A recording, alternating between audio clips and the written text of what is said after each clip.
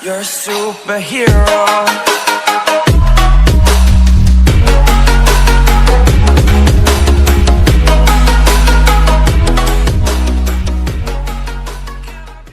Hello and once again welcome back to DM Byte English medium group tuition. और हम लोग chapter 5 the fundamental unit of life यानी cell के बारे में बात कर रहे थे। और सेल के बारे में बात करते करते हम लोग कहां तक पहुंचे थे? तो बात करते करते हम लोग ने सेल वॉल समझ लिया था, हम लोग ने प्लाज्मा मेम्ब्रेन समझ लिया था, हम लोग ने न्यूक्लियस भी समझ लिया था।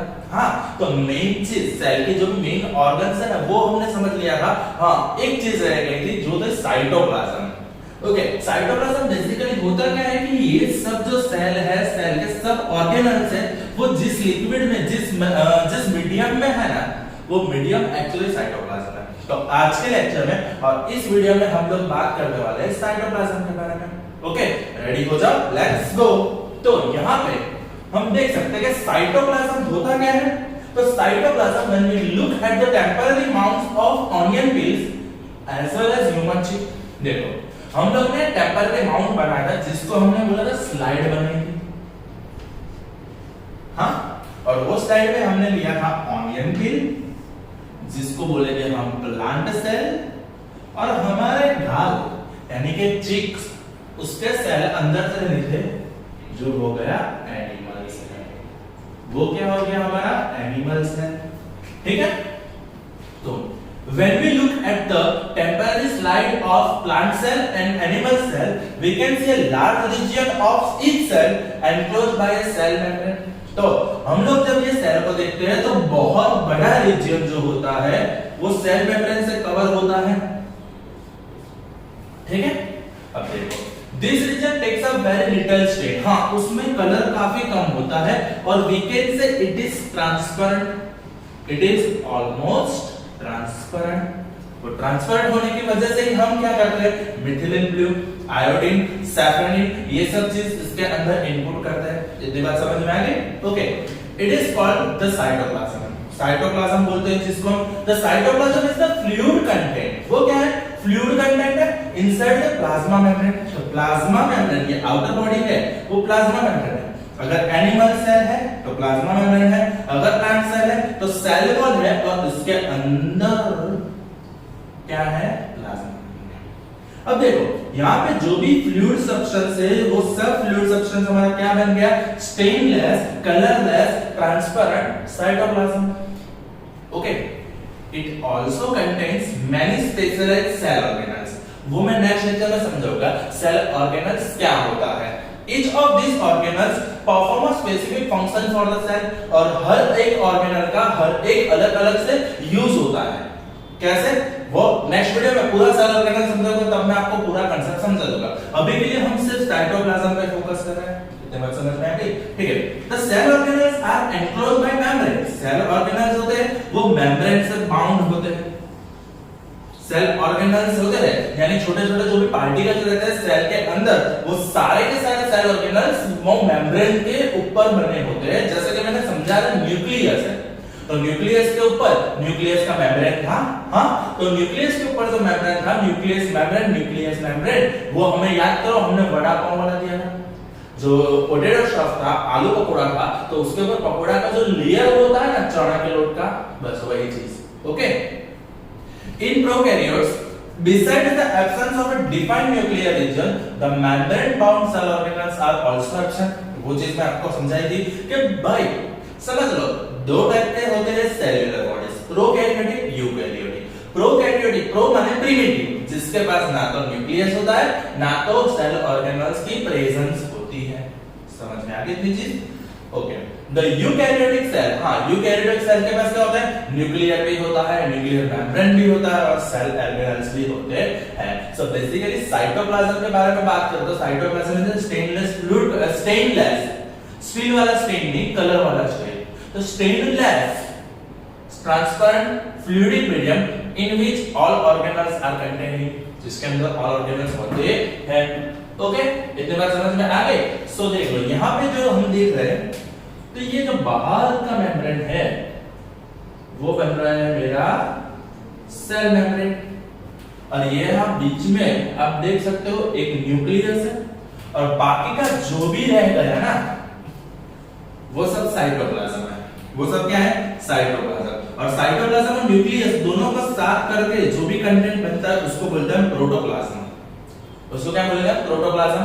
पर हमें साइटोप्लाज्म समझना है। साइटोप्लाज्म में न्यूक्लियस के अलावा, सेल ऑर्गेनल्स के अलावा जो भी लिक्विड रह जाता है, जो भी फ्लूइड रह जाता है, वो होता है साइटोप्लाज्म। और साइटोप्लाज्म समझने के बाद ये समझ लो साइटोप्लाज्म, न्यूक्लियस, सब सेल ऑर्गेनल्स, बॉडी, वो होता है प्रोटोप्लाज्म। ओके, सो समझ लो यहाँ पे the significance of membrane can be illustrated with the example of viruses. हाँ, यहाँ पे ये चीज एज अ रीजन 2 मार्क में पूछते हैं।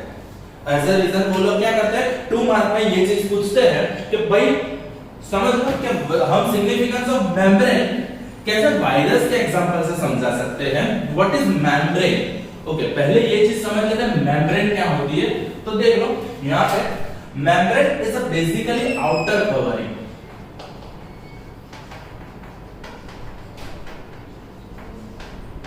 जिसको हम बोलते हैं मेम्ब्रेन, समझ लेना। आउटर कवरिंग, छोटा सा लेमिनेशन, छोटा सा लेमिनेशन जो बॉडी को कवर कर रहा है। इतने बात समझ में आ गई? ठीक है। और मेम्ब्रेन की जरूरत क्या रहती है? जैसे कि वायरस, देखो ये मेम्ब्रेन जिसमें होते हैं उसको बोलते हैं यूकैरियोटिक, जिसमें नहीं होते उसको बोलते हैं प्रोकैरियोटिक। सो मेम्ब्रेन बाउंड वेसिकल्स यानी मेम्ब्रेन के हिसाब से हम लोग किसी भी ऑर्गेनिज्म के 2 पार्ट निकाल सकते हैं। पर हमें समझना यहाँ पे ये है कि वायरसेस, तो जो भी वायरस रहता है, जैसे कि हमें करता है कोविड-19, जैसे कि हमें काफी वायरस होता है, फ्लू वायरस और वो सब आते हैं। तो यहाँ पे देख लो जो वायरसेस होते हैं एक्चुअली वो वायरसेस, तो वायरसेस के ऊपर कभी भी मेम्ब्रेन नहीं होते। Viruses lack any membranes, so hence do not show characteristic of life until they enter a living body use its cell machinery to multiply। समझ लो, वायरस जब तक हवा में है ना वो तब तक जिंदा नहीं होता। It is not a living thing when it is in air because it does not have any membrane to perform any living activities। उसके पास लिविंग एक्टिविटी को परफॉर्म करने के लिए ना तो कोई मेम्ब्रेन है, तो वो क्या करता है? वो जब किसी की लिविंग बॉडी के अंदर एंटर होता है ना, तब उसके पास वो लिविंग बॉडी का सेल रहता है, वो लिविंग बॉडी का सेल रहता है, और वो सेल से मल्टीप्लाई करके वो अपने आप को जिंदा करता है। बाहर है तो उसका कोई काम नहीं है, वो एज अ डेड सेल ही बिहेव करता है। पर जैसे ही वो अंदर आता है वो क्या होता है? मल्टीप्लाई करना शुरू हो जाता है। समझ लो, बेसिकली अगर ह्यूमन बॉडी के अंदर वायरसेस आ रहा है तो human body is a host and virus is a guest. जब virus as a guest atmosphere में है, virus as a guest atmosphere में है, तब तक उसके पास ना तो वो लिविंग है, मींस ना तो कोई लिविंग एक्टिविटी कर पाएगा। क्यों? क्योंकि उसके पास मेम्ब्रेन नहीं है, उसके पास मेम्ब्रेन नहीं है।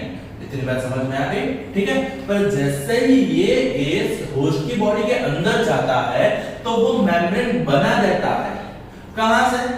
होस्ट के सेल मशीनरी को यूज करके, होस्ट के सेल को यूज करके वो एक तरह से मेम्ब्रेन बना देता है, और फिर वो क्या करता है? वो अपने आप को मल्टीप्लाई करना शुरू कर देता है, और वायरस धीरे धीरे बॉडी के अंदर बढ़ने लगता है। जैसे कि हमें पता है कि कोविड वायरस पहले दिन सिम्टम्स कम है, जैसे जैसे दिन चलते हैं वो कोविड-19 के सिम्टम्स बढ़ते हैं। ऐसा क्यों होता है? क्योंकि पहले दिन बॉडी के अंदर वायरस 2 या 3 होते हैं, फिर वो क्या करता है? जैसे जैसे टाइम जाता है वो अपने आप को मल्टीप्लाई कर रहा है। जैसे सेल डिवाइड करता है वैसे वायरस भी अपने आप को डिवाइड करके मल्टीप्लाई कर रहा है। इतनी बात समझ में आ गई? ओके, तो साइटोप्लाज्म क्या है वो समझ में आ गया? ओके, सो आज के वीडियो में हम सिर्फ और सिर्फ साइटोप्लाज्म के बारे में पढ़ने वाले हैं ये वीडियो में। उसके बाद मैं समझाने वाला हूं सेल ऑर्गेनल्स को। किसको समझाने वाला हूं? सेल ऑर्गेनल्स को। तो ये वीडियो यहाँ पे हम खत्म करते हैं। ओके, काफी आसान टॉपिक है साइटोप्लाज्म, और साइटोप्लाज्म के साथ साथ एक reason why viruses are not living in air और membrane is necessary. I explain it with the example of viruses. Okay, इतना आएगा ना? Okay, if you feel any query feel free to contact me। यहाँ पे हम लोग lecture को खत्म करते हैं। Okay, thank you, that's it from my side।